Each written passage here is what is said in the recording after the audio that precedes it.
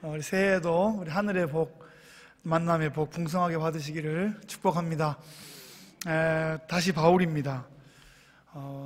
바울은 교회의 핍박자였다가 다메섹 가는 길에서 극적인 회심을 한 후에 교회 순교자의 반열에 올라서게 된 신앙의 영웅입니다. 신앙에 무슨 영웅이 있겠습니까마는 다 하나님 은혜로 가는 것인데, 하지만 철저한 순종과 헌신이 없이는 그 귀한 열매, 그 진실한 열매를 맺을 수 없기 때문에 우리는 그 귀한 신앙의 길을 우리가 쫓아가는 또 신앙의 선배이자 영웅으로 또 그렇게 생각합니다. 바울의 그 과감한 전도 여행과 뜨거운 목양의 마음과 개척의 정신, 그런 것이 있었기 때문에 사도행전의 드라마가 기록되었고, 또 서신서의 주옥과 같은 하나님 말씀이 기록되어 오늘 우리에게 다가오고 있습니다. 데살로니가라는 도시는 바울의 2차 전도 여행 때 빌립보에 이은 두 번째 도시였습니다. 지금도 데살로니가는 그리스 제2의 도시이고 가장 아름다운 도시로 그렇게 이름나 있습니다. 바울은 그곳에서 새 안식일 동안 말씀을 전했습니다.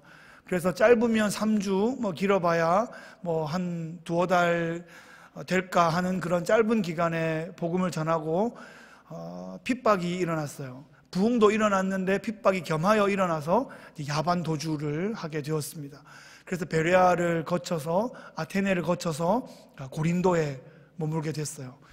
바울은 이 젊은 교회, 이 신생교회, 이 어린 교회가 그 환난과 핍박을 어떻게 견디고 있을까가 너무너무 궁금했죠. 그래서 상대적으로 얼굴이 덜 알려진 디모데를 데살로니가에 보냈습니다. 상황이 어떤지 좀 알아보고 와라. 그래서 디모데가 가지고 온 소식은 데살로니가 교회가 너무너무 잘하고 있다는 소식이었습니다. 데살로니가 전서 1장 6절에서 8절까지 말씀 한번 보겠습니다. 또 너희는 많은 환난 가운데서 성령의 기쁨으로 말씀을 받아 우리와 주를 본받은 자가 되었으니, 그러므로 너희가 마게도냐와 아가야에 있는 모든 믿는 자의 본이 되었느니라. 주의 말씀이 너희에게로부터 마게도냐와 아가야에만 들릴 뿐 아니라 하나님을 향하는 너희 믿음의 소문이 각처에 퍼졌으므로 우리는 아무 말도 할 것이 없노라. 멋있죠? 몇 달이 안 된 이 신생교회에게 사도 바울은 아주 해줄 수 있는 최상의 칭찬을 해주고 있습니다. 교회가 함께 모여서 지금처럼 같은 성경이 여러 개 있는 것이 아니라 편지 하나가 왔겠죠. 그것은 누가 이제 대독을 하는 거예요. 그래서 바울의 음성처럼 그것을 들을 때, 이 부분을 읽을 때 얼마나 큰 감동이 있었겠습니까? 아멘 하고 일어나서 기뻐 춤추고 잠시 멈췄다가 또 읽어야 될 그런 상황이었을 것 같습니다. 그런데 바울은 계속 칭찬만 한 것은 아니었어요. 필요한 교훈도 분명히 가르쳤습니다. 그러니까 순서가 중요한 거죠. 칭찬 먼저 하고 교훈을 그에 이어서 한 것입니다. 여러분 그런 책 아시죠? 칭찬은 고래도 춤추게 한다, 그런 책이 있습니다. 그 대형 수족관에 그 엄청난 크기의 고래가 있는데, 그 고래가 그 관객들 앞에서 그렇게 기뻐 뛰며 춤추게 할 수 있는 비결이 뭔가 하는 거죠. 그 고래를 칭찬한 거예요. 말로만 칭찬한 것이 아니라 이제 꽁치와 함께 칭찬을 해준 거죠. 아주 실한 꽁치와 함께 계속 칭찬을 해주니까 이 그 큰 고래로 하여금 춤추게 한다는 것입니다. 그런데 성경엔 이런 말씀도 있어요. 징계가 없으면 아들이 아니다, 이런 말씀도 있어요. 그러니까 이 칭찬과 징계가 균형을 잡아야 되는 거예요. 고래한테 계속 꽁치만 줘도 안 되고, 꽁치를 안 주고 혼만 내도 안 되는 거예요. 계속 꽁치만 주면 버르장머리 없는 고래, 아주 수족관의 사고뭉치 고래가 될 수 있고, 계속 혼만 내면 아주 의기소침한 고래가 될 수 있습니다. 그래서 칭찬과 또 이 교훈을 겸하여 해야 한다는 것이 우리의 삶과 우리의 사역에도 아주 소중한 지침이 될 수 있겠습니다. 지난 2년여 기간 동안 수요 성예배 공동체를 이 예배를 섬길 수 있는 은혜 주셔서 제게는 너무나 감사한 시간이었습니다. 이 수요 성예배 공동체는 예배하고 또 섬기고 나누고, 그럼을 통해서 하나님 나라의 여성 리더들을 세워나가는 아주 특별한 사명을 받은 그런 공동체입니다. 하나님께서 이 사역을 기뻐하신다고 확신합니다. 많은 간증들이 있고 또 많은 감동들이 있고 평생의 동역자들을 만나는 좋은 현장이 되고 있습니다. 정말 뜨거운 마음으로 감사와 축복을 드립니다. 베풀어 주신 그 은혜와 기도와 격려들로 인해서 그 많은 사역들을 넉넉히 감당할 수 있었습니다.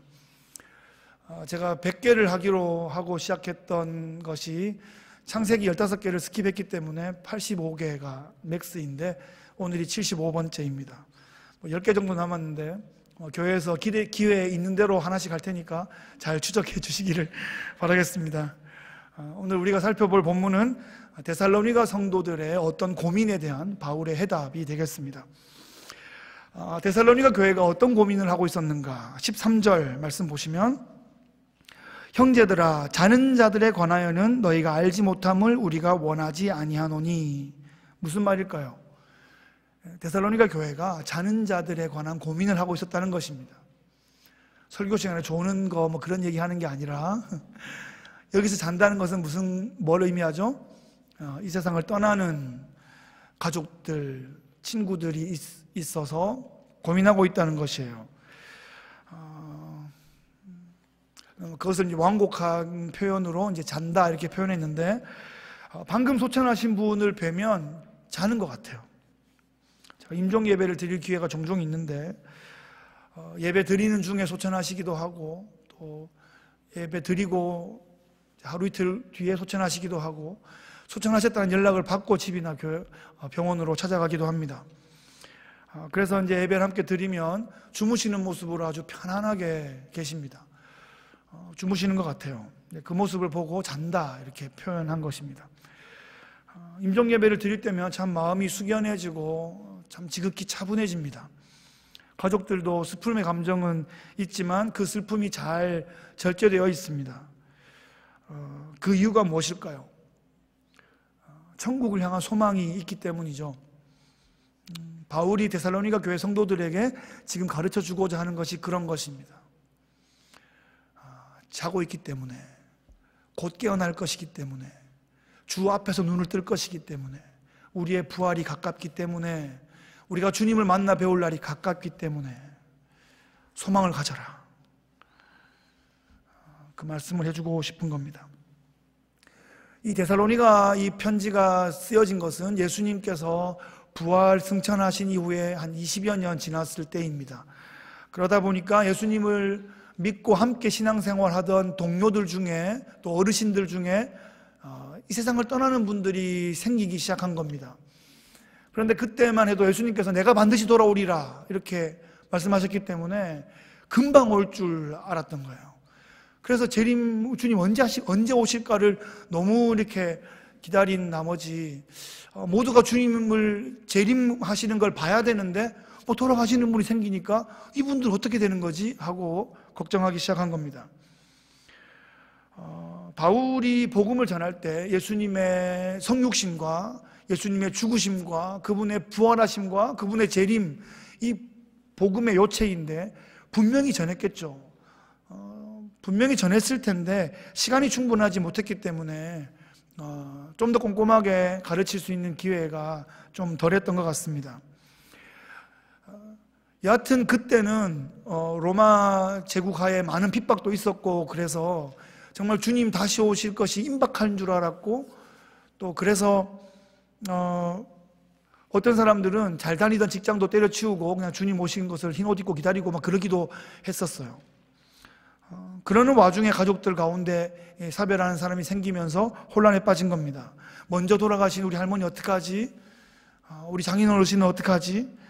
주님의 재림을 못 보고 죽은 내 친구들 어떡하지? 하는 고민들이 생기기 시작한 겁니다. 바울은 그 상황에서 아주 혼내지 않고 아주 따뜻하게 가르쳐주고 있어요. 가족과 친구들 중에서 세상 떠나는 사람들을 우리가 경험하는 것은 참 마음 아픈 경험입니다. 사람으로서 이 땅에 살 수 있는 가장 큰 그런 아픔, 그런 상황입니다. 제 장모님도 장인어른 떠나시고 마음 추스리시는데 한 3년 정도 걸리신 것 같습니다. 지금도 마음이 또 계속 그러시지만 바울이 말하는 것은 소망 없는 이방인들처럼 그렇게 절망하거나 절규하지 않게 가이드를 주고 있는 것이에요. 왜냐하면 14절에서 우리가 예수께서 죽으셨다가 다시 살아나셨음을 우리가 믿기 때문입니다. 부활하셨음을 믿기 때문이죠. 그 부활이 우리에게 이제 해당된다는 것을 확신하기 때문에 우리가 마음에는 헤어짐의 그 아쉬움과 섭섭함은 있지만 절망하지 않을 수 있다는 것입니다. 요한복음 11장 25절로 26절 말씀 보면 예수께서 이르시되 나는 부활이요 생명이니 나를 믿는 자는 죽어도 살겠고 무릇 살아서 나를 믿는 자는 영원히 죽지 아니하리니 이것을 네가 믿느냐 말씀하십니다. 여러분 믿으십니까? 일생 가운데 예수님을 만난 사람은, 일생 가운데 예수의 죽으심과 부활을 믿는 사람은 반드시 부활하게 된다 하는 것입니다. 예수님은 부활의 첫 열매가 되시고 우리가 그 부활의 다음 열매들이 되어서 반드시 부활하게 될 것이다 이렇게 말씀하세요. 어릴 때는 천국이 좀 멀리 느껴졌습니다. 그런데 이제는 좀 조금씩 가까워지는 것 같아요. 기도의 어머니셨던 외할머니가 계신 곳이고 또 말씀의 어머니였던 우리 할머니 계신 곳이고 진리의 종이었던 우리 장인어른 계신 곳입니다. 저도 2년 전에 위급한 상황에 응급실에 있을 때 천국이 굉장히 가깝게 느껴졌습니다. 얇은 막 하나 사이인 것 같았어요. 그때 제가 굉장히 위험했기 때문에 홀리네임 병원 응급실에 가장 그 간호원들하고 가까운 방에 있었어요. 저랑 같이 있는 분은 오늘 소천하실 것 같이 힘드신 분이었고 제가 그 방에 문간에 있었습니다. 그러면서 천국과 굉장히 가까운 느낌이 들었고 그 주에 주신 말씀, 그 주일 말씀, 사명선언문 그 말씀을 들으면서 다시 이렇게 사명을 막 다시 깨닫고 그렇게 하는데 주일 설교를 이 스마트폰으로 보다가 3번 기절을 하고 그런 상황들을 거쳐봤었습니다. 이 땅에서 우리는 천국을 경험해 나가는 거예요. 이 땅에서 천국을 누려 나가는 거죠. 이 땅에서 영생을 이미 누리는 것, 그것이 성도의 신앙생활이다 이렇게 말하고 있어요. 데살로니가 성도들 먼저 간 그 믿음의 가족들을 고민하고 있는데 바울이 가르쳐주는 것은 우리보다 그들이 먼저 부활할 것이다, 걱정하지 마라 이렇게 위안해주고 있습니다. 순서가 있잖아요, 그죠? 천국에 먼저 입성한 고참부터 부활하시겠죠. 베테랑부터 부활하시는 거예요. 어디 신참이, 그죠? 그런 얘기를 해주고 있습니다. 오늘 본문 16절 17절에 보면 예수님의 재림 프로그램이 나오고 있어요. 첫 번째 프로세스는 예수님의 재림입니다. 16절 상반절 한번 보시면 주께서 호령과 천사장의 소리와 하나님의 나팔 소리로 친히 하늘로부터 강림하십니다. 이것이 첫 번째 프로세스예요. 주님께서 하늘을 빽빽하게 덮은 천군 천사를 대동하시고 하늘로부터 탁 이렇게 오시는 거죠. 그때 주님께서 먼저 호령하세요. 어떤 호령하실지 모르겠는데 하여튼 큰 소리를 호령하니까 천사장이 그 말을 받아서 천사장이 소리를 높여요. 그랬더니 하늘에 천군 천사의 나팔 소리가 온 천지를 아주 가득 채우는 큰 나팔 소리가 울려났다는 것입니다. 일단 시나리오가 잘 짜져 있어요. 시나리오대로 큐시트대로 흘러갈 것입니다. 제가 군대에 있을 때 아시아에서 가장 큰 연병장이 바로 제 부대 앞에 있었어요. 그 말은 무슨 말인가 하면 큰 해병대 1사단의 큰 행사는 다 그 연병장에서 하기 때문에 그 연병장에서 하는 모든 행사 소리를 우리는 다 듣고 있었어요. 그러니까 제 제대할 때까지 수십 번 행사 소리를 들었습니다. 지금 참모총장님 입장하십니다.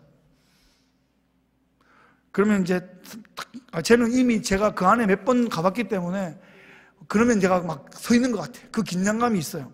부대 받들어 총 필승 딱 이러면 빰빠라밤빰빰 빰빠라밤, 이게 별 1개예요. 빰빠라밤빰빰 빰빠라밤, 별 2개. 빰빠라밤빰빰 빰빠라, 참모총장 4개예요. 빰빠라밤빰빰 빰빠라밤 빠라바라밤 빠라바라밤 빠라바라밤 빰빠라밤 빰빠라밤 빰빠라밤 빰빰 빠밤 빠밤 빰 빠밤 빠밤 빠라밤 빠밤 빰빰 빠라밤 바로 자, 이 소리를 수십 번 세팅을 들어가지고 자다가 꿈에도 막 빰빠라바밤 빠라바라밤 막 들리는 거예요. 이게 별 하나에 한 개씩인데 참모총장은 4개니까 4번을 불어요. 그 연습을 얼마나 하겠어요. 그러니까 트럼펫 부는 애들 입술 터지겠다 이런 생각이 들더라고요.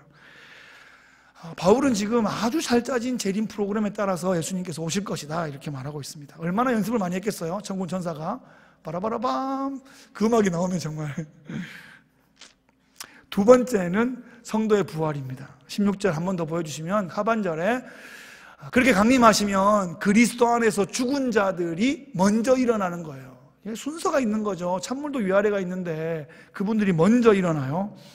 예수님을 잘 믿다가 이 땅을 떠난 성도들, 그 베테랑들이 먼저 일어나세요. 그들의 부활이 먼저 일어나요.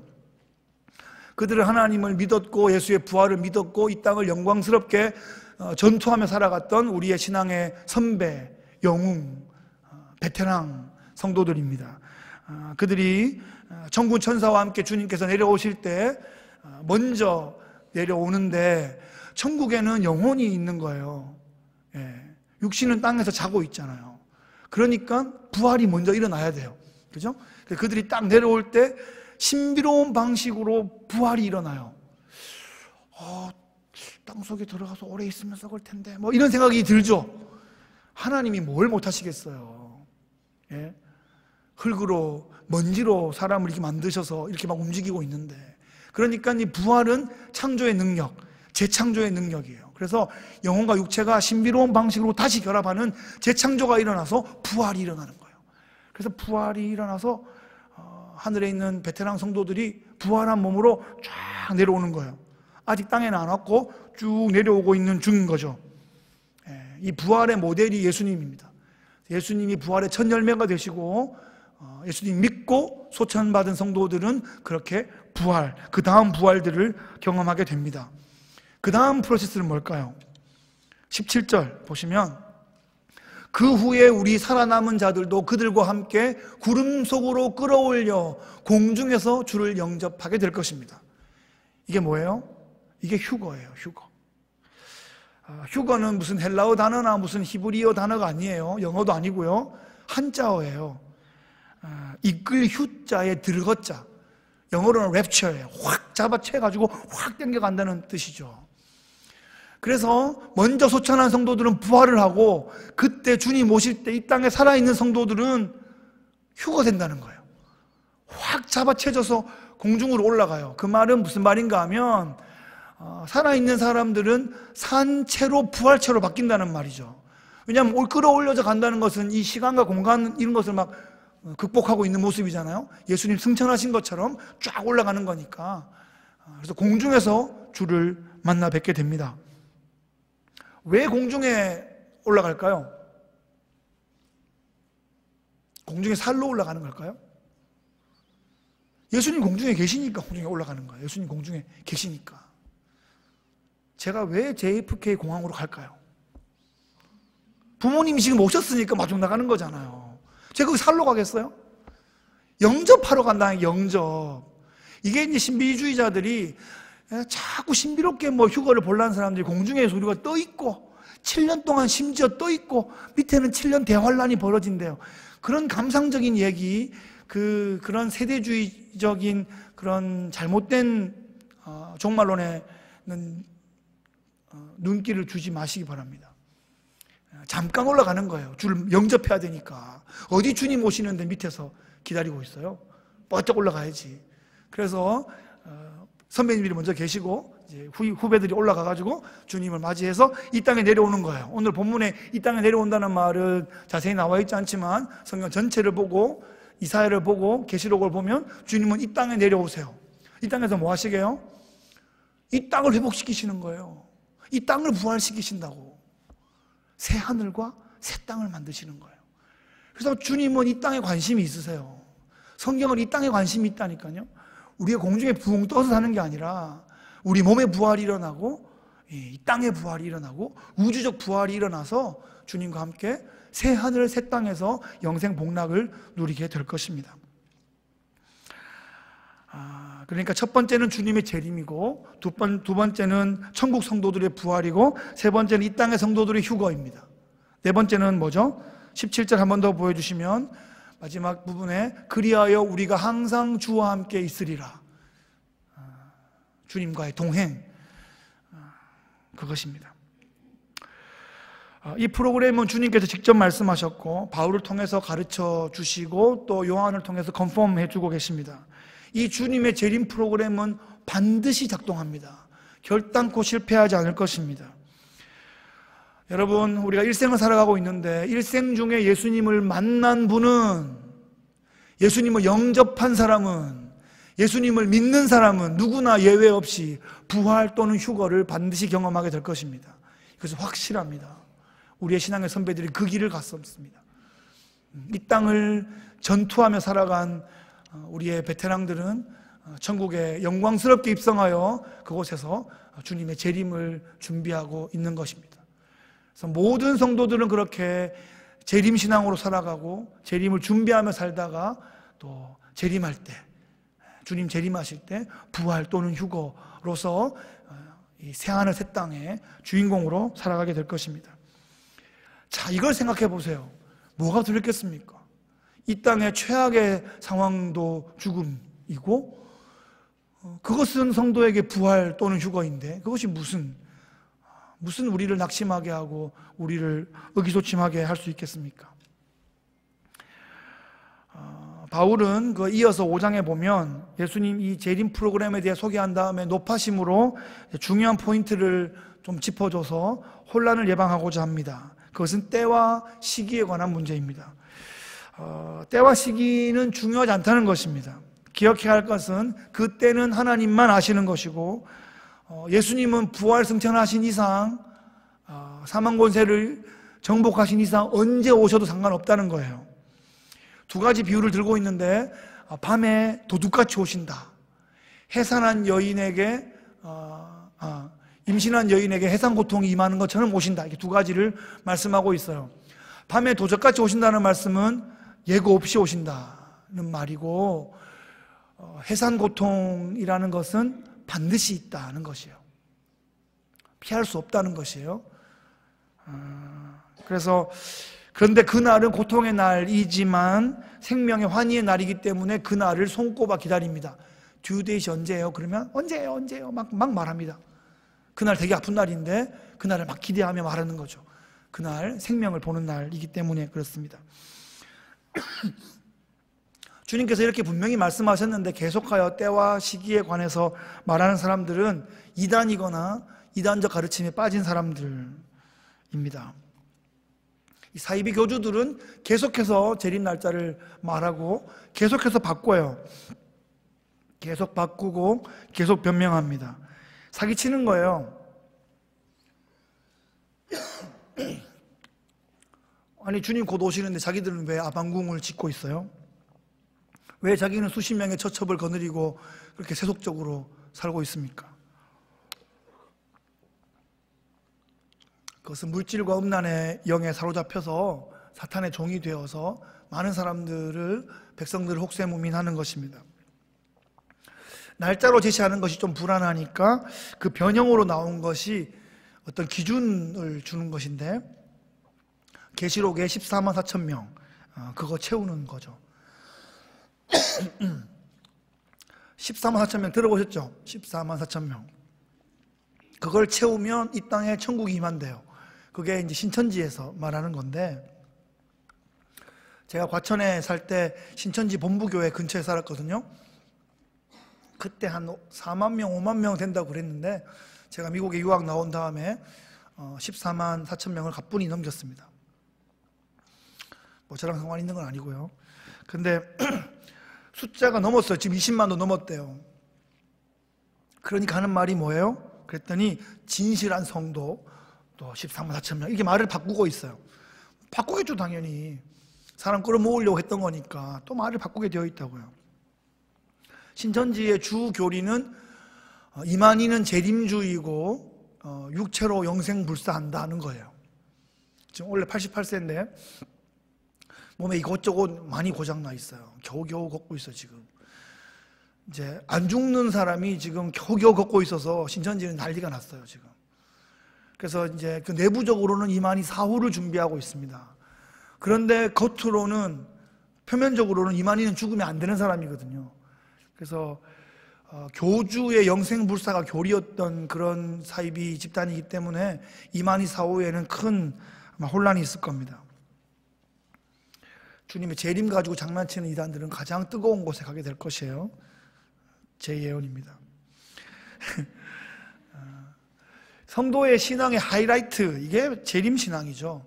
기복신앙도 뭐 신앙이긴 한데 좀 초보적인 신앙이라고 볼 수 있고, 근데 재림신앙, 부활신앙, 이것은 좀 더 성숙한 레벨의 그런 신앙입니다. 나는 재림신앙을 소유하고 있는가, 이것을 가슴에 좀 품어보고 좀 오늘 더 깊이 한번 이해해보고 함께 나눌 수 있으면 좋겠어요. 재림신앙을 가진 성도라면 첫째 어떻게 해야 되는가? 항상 주와 함께 있음을 확신해야 한다. 17절, 4장 17절 다시 한번 보시면, 그리하여 우리가 항상 주와 함께 있으리라.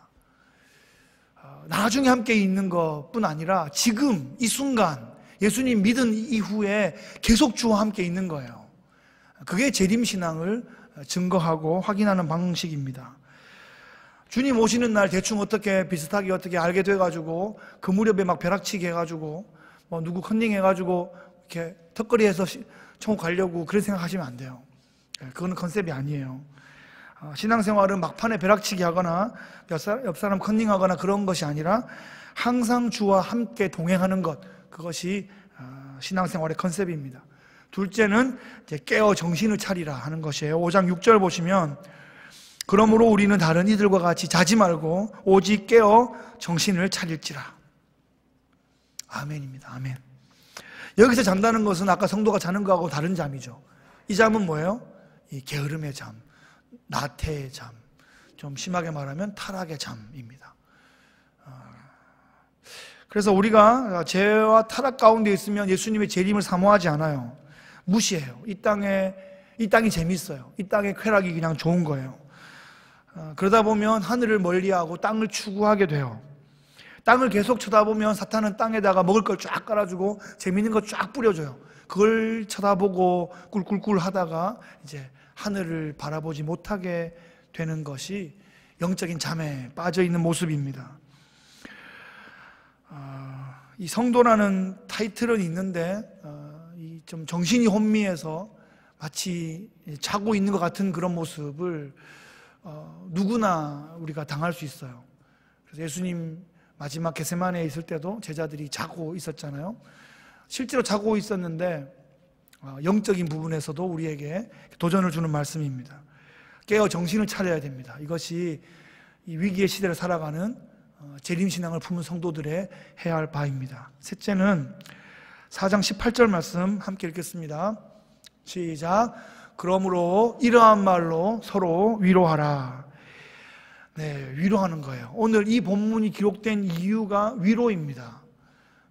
바울이 막 혼내려고 쓴 게 아니라 사별한 우리의 가족들, 친구들 때문에 막 고민하고 있는 그 데살로니가 성도들에게 주님의 재림 프로세스가 이렇게 된다는 것을 가르쳐 줌으로써 위로해 주기 위해서 이 글이 기록되어 있습니다. 이 분명한 재림에 관한 가르침, 그것이 그들뿐 아니라 오늘 우리에게도 큰 위로가 됩니다. 소망이 되는 거예요.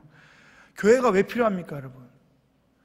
잘 나가는 사람, 혼자서도 잘 나가는 사람은 교회의 필요성을 별로 느끼지 못할 수 있어요. 그런데 교회는 서로 돕기 위해서 공동체로 모여 있습니다.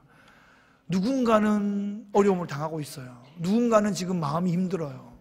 누군가는 상황이 지금 너무너무 급박하고 위기에 있는 사람들이 있단 말이에요. 그리고 그 누군가가 내가 될 때도 있어요. 그렇죠? 그렇기 때문에 우리는 공동체로 모여서 주님께서 좀 더 약간의 은사를 더 주신 분이 그 은사를 나눠주면서 공동체로 함께 신앙생활 하라고 말씀하고 있습니다. 뉴저지 올라와서 그의 첫 가을에 10월 말에 눈폭풍이 와가지고 집에 전기가 5일 동안 나갔어요. 그래서 며칠 버티다가 3일 버티니까 뼈가 시려가지고 둘째 아들 친구 우리 교회 집사님 집에 가서 이제 하루 이틀 머물렀더니 전기가 들어왔어요. 그러다가 이제 그 다음 해에 이제 샌디가 왔잖아요. 그때는 저희 집만 멀쩡하고 동료 목사님들 집이 나간 거예요. 그래서 여러분 아시는 오 목사님, 박 목사님 우리 집에 와서 일주일 동안 같이 살았습니다. 아침에 3명이 나가고 6명이 서가지고 인사하고 그렇게 일주일을 보냈습니다. 그러니까 누군가는 전기가 안 나갈 수 있고 누군가는 나갈 수도 있기 때문에 기쁨으로 서로 돕는 거예요. 누군가는 위로가 필요하거든요. 그래서 이러한 말로 서로 위로해라. 교회는 위로의 공동체다. 제자의 공동체는 위로의 공동체다 하는 것이에요. 저한테 기도 부탁하시는 분들이 많죠. 뭐 그냥 목사니까 맨날 기도만 한 줄 알고 기도 부탁을 하십니다. 그래서 뭐 짬짬이 기도하고 틈틈이 기도하고 또 시간을 조금 내서 기도합니다. 그래서 기도하는데 또 작년 같은 경우에는 제가 좀 기도가 많이 필요했어요. 제 가정에 기도가 필요했어요. 제 아버님 투병 중이셨고 온 교회가 많이 기도해 주셨어요.